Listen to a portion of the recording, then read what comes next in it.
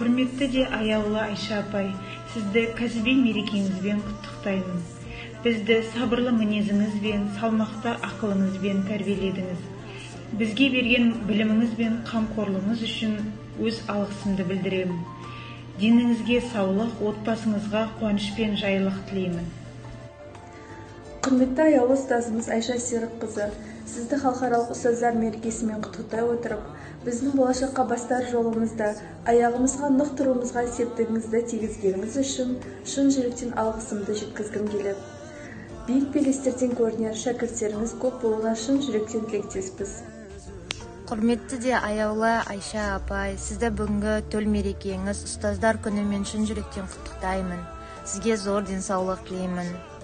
Балаға тәлім, тәрбие ата-анадан қан арқылы келсе, ұстаздан сана арқылы келеді дейді. Сол санамызға өзіңіздің білім тәрбиеңізді мейіріміңізбен үйреткеніңіз үшін сізге мың алғыс.